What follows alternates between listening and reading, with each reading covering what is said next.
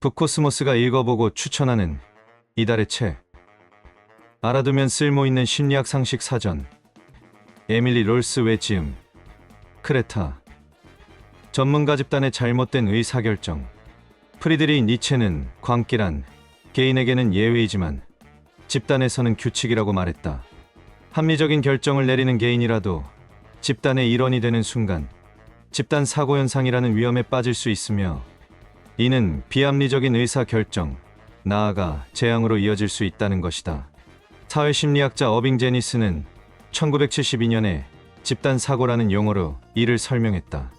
제니스는 집단이 강한 정체성을 가질 때, 성공에 지나치게 자신감을 갖거나 도덕적으로 옳다고 믿을 때, 반대 의견이 없는 것을 바람직한 의사결정의 증거로 볼 때, 집단의 결정에 반대하는 개인에게 배신자 프레임을 씌울 때 등 모두 집단 사고의 위험이 있는 것으로 보았다. 또한 카리스마 넘치는 지도자가 있을 때, 집단이 심한 스트레스를 받을 때도 집단 사고에 빠지기 쉽다고 지적했다. 집단 사고의 예시. 챌린저 참사. 1986년 1월 28일 오전, 크리스타 맥콜리프는 우주왕복선 챌린저호에 탑승했다. 두 아이의 엄마였던 36세의 맥콜리프는 미국 항공우주국 나사가 우주로 보낼 최초의 민간인으로 선발됐다. 맥콜리프가 우주비행사가 되기 위해 훈련하고 우주에 대해 정열적으로 말하는 모습을 수백만 명이 지켜보았다. 이번은 챌린저호의 10번째 발사 시도로 나사는 이번 기회에 우주 왕복 프로그램을 되살리고 싶었다. 또한 이번 발사 성공에 막대한 예산이 달려 있었다. 오전 11시 38분 케네디 우주센터에서 발사된 챌린저호에 전 세계의 이목이 쏠렸다. 그러나 발사 73초 후 사람들은 비행 도중 챌린저호가 폭발해 산산조각이 나는 광경을 텔레비전으로 목격했다. 우주선이 대서양으로 추락하자 미국인들은 경악했고 우주비행사 7명 전원이 사망했다. 이 사고를 목격한 많은 사람들은 끔찍한 비극이지만 우주비행에 따르는 어쩔 수 없는 위험이라고 여겼다. 하지만 진상을 밝히는 과정에서 이 사고는 피할 수 있었으며 피해야 했다는 사실이 분명하게 드러났다. 레이건 대통령은 추락사고의 원인을 조사하도록 특별위원회를 지명했다. 조사 결과 로켓 부스터의 두 부품을 잇는 연결 부위가 제대로 밀폐되지 못한 탓에 로켓이 폭발했다는 사실이 밝혀졌다.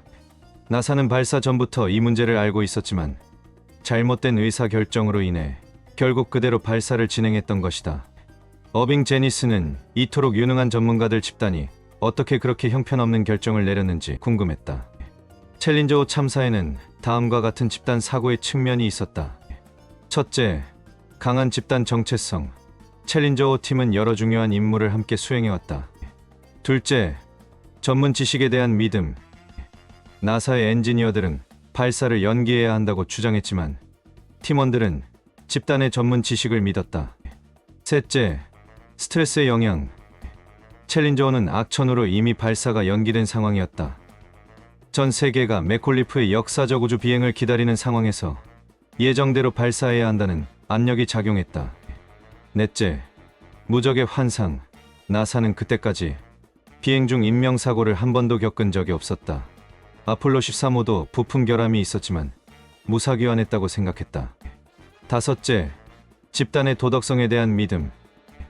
나사는 우주 경쟁에서 공산주의에 맞서 최전선에 서 있다는 도덕적 목적을 의식했고 그 목표에 맞춰 규칙을 바꿨다. 제니스는 케네디 대통령의 피그스만 침공 실패와 같은 다른 비극에서도 비슷한 의사결정이 있었을 거라고 생각했다. 하지만 대통령이나 보좌관, 나사의 책임자들이 멍청하거나 게을러서 그런 일이 일어났다고는 생각하지 않았다. 제니스는 오히려 그들을 집단 사고의 희생자로 보았다.